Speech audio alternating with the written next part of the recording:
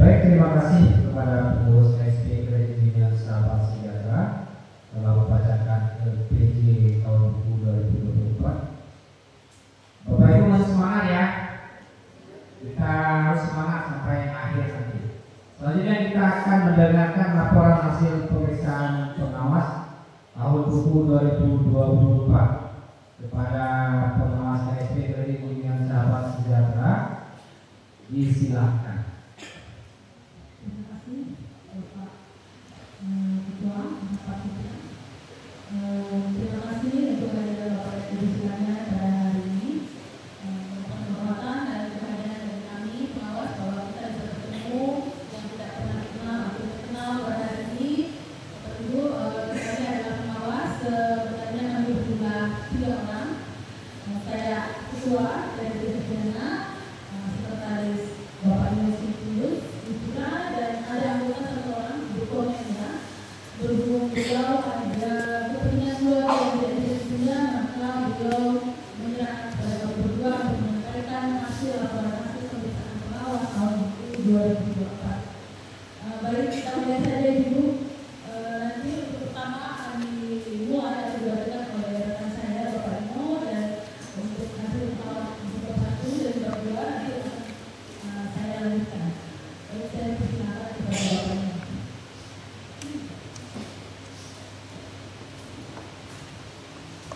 Baiklah, kita buka di halaman 9. Itu sudah tertulis.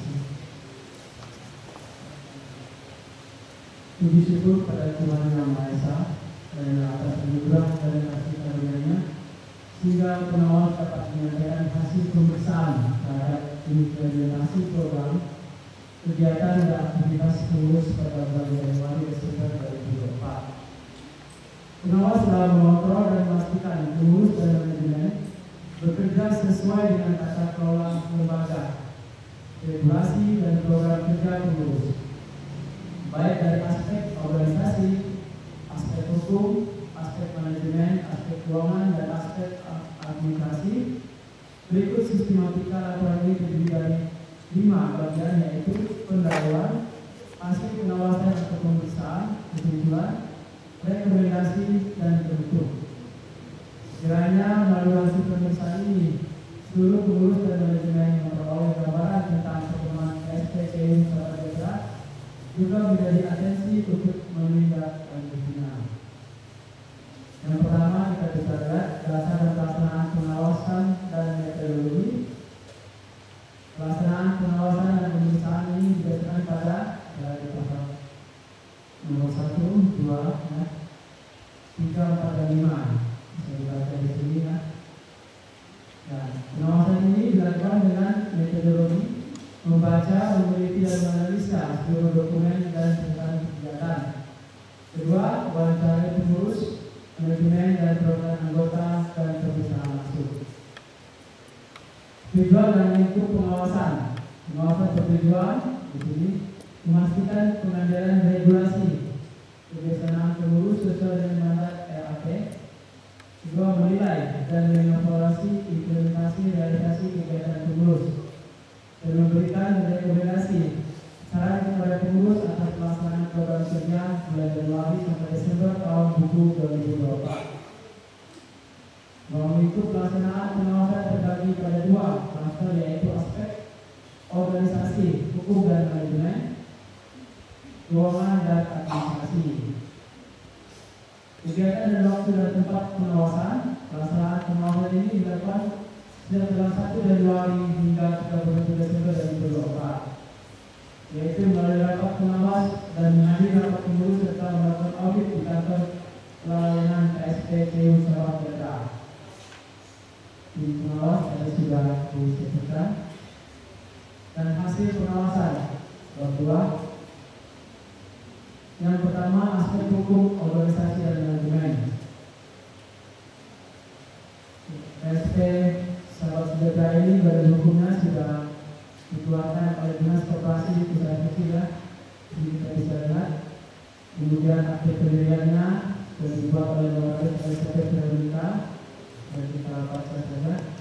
Kemudian anggaran dasarnya nomor 26 tanggal 19 Oktober 2020 telah dilakukan perubahan dengan akta notaris nomor 84 yang dibuat oleh notaris Hani Nadejon SHMKM notaris di Surabaya tanggal 13 April 2023 yang disahkan oleh Menteri Hukum dan Hak Asasi Manusia Indonesia memutuskan. Kemudian anggaran rumah tangga ART pada 22 Juli 2023 terdiri dari 12 bab dan 27 pasal. Yang kelima, penyelenggaraan perizinan usaha berisiko melalui sistem OSS, Online Single Submission. Di sini kita sudah memiliki serta memiliki sertifikat nomor induk koperasi dan nomornya dikeluarkan oleh Kementerian Koperasi. Kemudian kita juga sedang izin usaha simpan pinjam nomor sekian.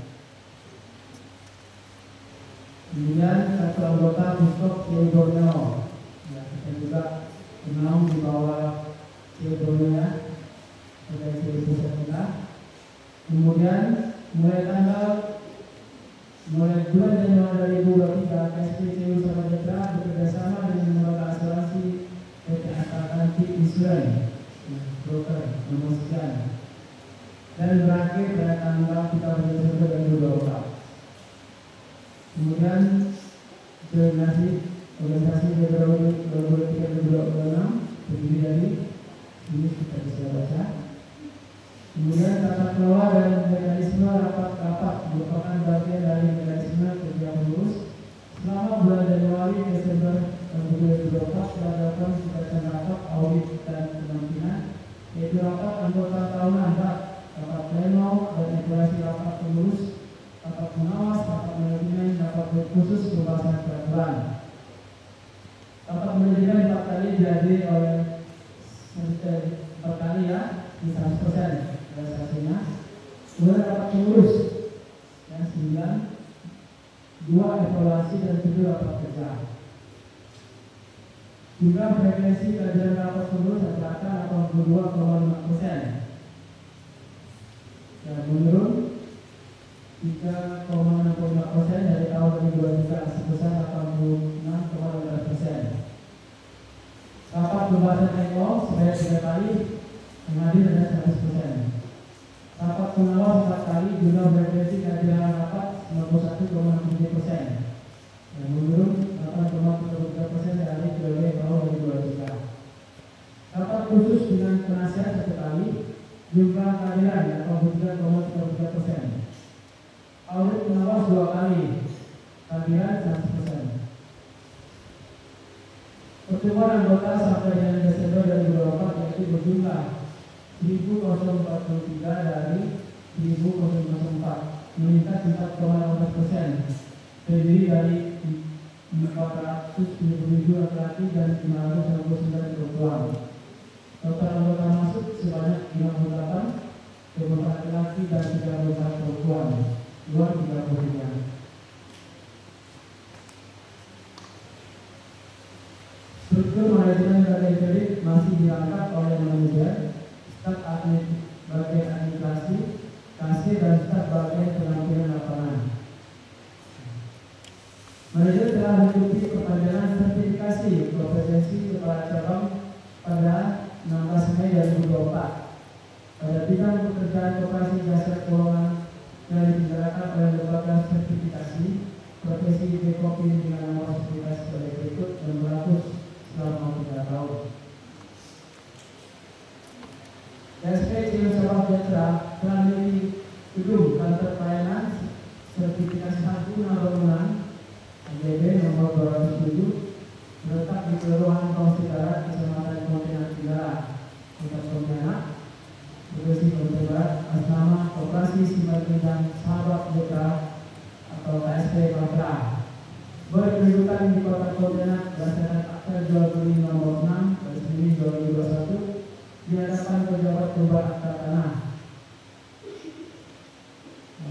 Selanjutnya pada tanggal 1 Mei 2021 telah ditempati dan digunakan peruntukan yang sebagai kantor dan pelayanan anggota. Demikian dari saya.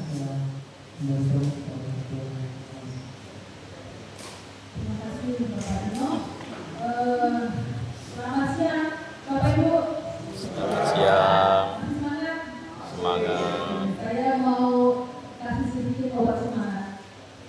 Kita masih ingat slogan CIWT dulu, Pak? Masih ingat nggak? Iya. Oke, kita ucapkan slogan CIWT sama-sama sekali kali. Ya, 1, 2, 3. CIWT. Oke, terima kasih. Ya, waktu menunjukkan 12:15. Saya melanjutkan aspek keuangan dan administrasi. Yang pertama, KSP Jawa Sentral telah menyusun dan menyajikan laporan keuangan berdasarkan standar akuntansi lingkungan seimbang (SAKIP), yaitu laporan neraca, perhitungan hasil usaha, laporan arus kas, perubahan ekuitas, dan catatan atas laporan keuangan CALK, dilengkapi dengan data statistik akuntan yang berubah menjadi kondisi keuangan, liabilitas, laporan penghasilan komprehensif. Kedua, secara periodik laporan keuangan disampaikan kepada pengurus, Sistem Cireboneo, dan Dinas Koperasi dan Monetaris Provinsi Kalbar, dilengkapi dengan analisa pos. Ketiga, melakukan perhitungan fiskas dan tidak terdapat selisih ketika dilakukan cash payment dan kontrol batas fiskas sudah dilakukan setiap hari kerja. Keempat, melaksanakan kewajiban terhadap pinjaman Sistem Cireboneo dan berjalan lancar. Kelima, mengikuti program perlindungan simpanan dan pinjaman dengan lembaga PT Astakanti Insuransi Global. Keenam, membayar kewajiban perpajakan berupa pajak penghasilan badan sebesar 11% dan SKU dan pajak atas jasa simpanan anggota sebesar 10% untuk jasa simpanan di atas 240 juta dan telah dibayarkan dan dilaporkan secara patuh. Ketujuh, memberikan jasa simpanan bagi damai sebesar 7% dengan SK pengurus tercantum. Kedelapan, menata kelolaan keuangan berupa pencatatan slip uang masuk dan slip uang keluar yang sudah dilakukan sesuai standar dan tata kelola administrasi keuangan. Yang kesembilan, mencatat dan merealisasikan pemberian pinjaman bulan Januari sampai Desember tahun 2024 kepada 166 orang peminjam, terdiri atas produktif 48 orang, kesejahteraan 81 orang, mikro 7 orang, pendidikan 17 orang, dan pinjaman menambah simpanan 13 orang. Jumlah peminjam meningkat sebesar 0,6% dibandingkan dengan 2023 sebanyak 165 orang. Sedangkan jumlah uang beredar pada peminjam sebesar 3 miliar lebih, menurun 4,06% jika dibandingkan dengan tahun 2023. 10. Mencatat pada bulan Januari hingga Desember tahun 2024 6 anggota meninggal. 11. Membukukan biaya rat tahun 2023 sebesar 12,2 juta. 12. Terjadi perubahan penyesuaian laporan keuangan manual dan sistem Sindo serta pendistribusian siklus hasil usaha dalam berita acara yang sudah tercantum per 27 Januari 2024, di mana pendistribusian SKU berubah menjadi dari 29 juta menjadi 66 juta. Hal ini terjadi karena sudah melalui proses audit eksternal KAP. 13. Membuka rekening di lembaga keuangan dan diperoleh hasil pemeriksaan sebagai berikut. Ada tertulis di lembar yang Bapak dan Ibu sudah terima dan tidak terdapat selisih antara saldo real dengan neraca baik itu di BCA, Bank Kalbar, SPC Edukasi maupun Puskopin Bumi Borneo. 14. Memiliki rekening tabungan sebagai anggota Puskop Cireboneo dengan jumlah tabungan 220 juta lebih. 15. Saldo rata-rata kas harian Januari sampai Desember 2024 sebesar 9 juta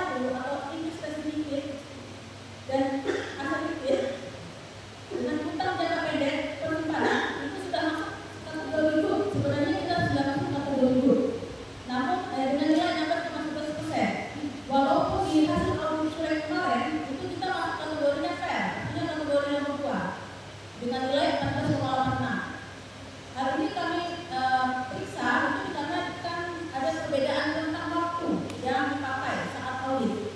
Jadi kalau kita menggunakan data pada tahun ini, sedangkan pada audit kemarin itu menggunakan data tahun lalu. Jadi bisa ada perbedaannya. Artinya kondisi kita sebenarnya sudah lebih baik dari hasil audit yang dilakukan sebelumnya.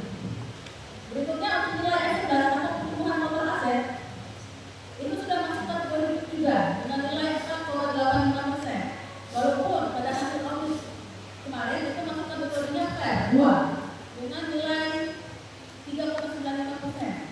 Hal ini disebabkan oleh penyebab yang sama karena waktunya yang berbeda, waktu masa auditnya.